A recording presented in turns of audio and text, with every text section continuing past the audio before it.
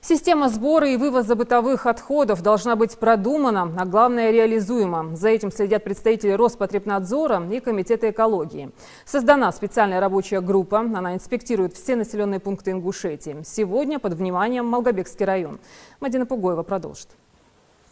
О том, что сотрудникам Роспотребнадзора предстоит увидеть здесь печальную картину, стало ясно еще за сотни метров от самой свалки. Свежий ветер бесконтрольно разносит по округе привезенный сюда мусор, в результате чего площадь полигона, изначально равная 2500 квадратных метров, по факту увеличилась в 2 раза. Свалка сама по себе должна по санитарным правилам и нормам отвечать требованиям. Это иметь ограждение, соответствующие подъездные пути, затем освещение по периметру. В данном случае мы видим, что свалка сама по себе примитивная. Но благодаря тому, что населенные пункты находятся достаточно далеко от обозначенного властями места складирования бытовых отходов, риск распространения инфекций здесь снижен до минимума. Тем не менее, утверждают местные власти, работа по приведению полигона в надлежащий вид ими ведется. И каждый месяц мы собираем в одну кучу яму. Сейчас видите, как вы видите, уже наполнился яма. Опять через 3 дня трактор должен приехать, бульдозер, у нас договор такой.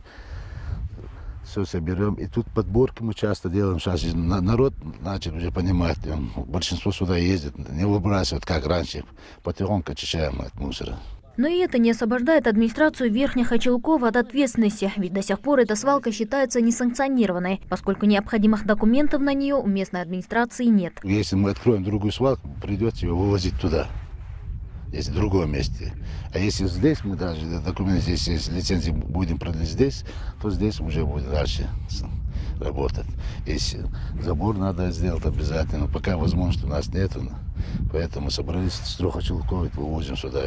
Непонятно только одно, зачем организовывать новую временную свалку, когда нерешенным остается вопрос со старой. Ведь в Верхних Очелках есть еще один несанкционированный полигон для сбора мусора, состояние которого тоже оставляет желать лучшего. Мусор разбросало ветром по окрестностям, и в данном случае местные жители испытывают массу неудобств. Скот болеет, вот у соседки бычок умер, у нее корова умерла, кто рядом выгоняет скот здесь, эти кульки кушает.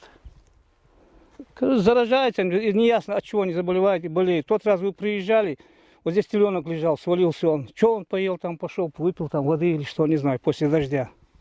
Конечно, это отравляет, всем жизни это отравляет, эта свалка. Дети болеют.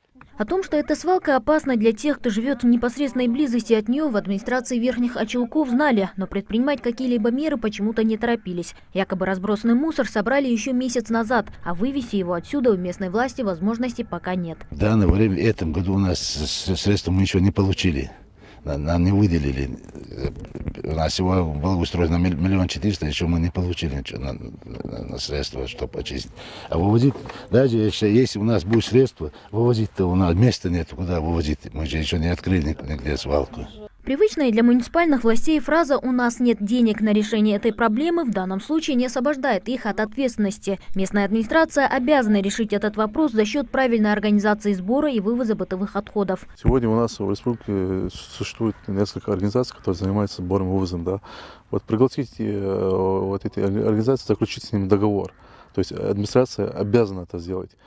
И данная организация, она размещает соответствующий специальный вот этот ящик в каждом дворе.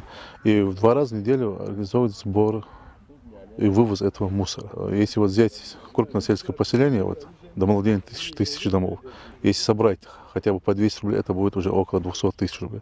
Вот этих средств должно хватить на организацию сбора и вывоза вот этих отходов. Кроме того, им выделяются средства на благоустройство. Правильно? То есть средств, если изыскать, то их можно найти всегда. Итоги экологических рейдов, проводимых этой рабочей группой, обязательно будут доведены до главы республики с указанием конкретных нарушений и предложений по их исправлению. Мадина Пугоева, Ахмед Парчиев, Новости 24.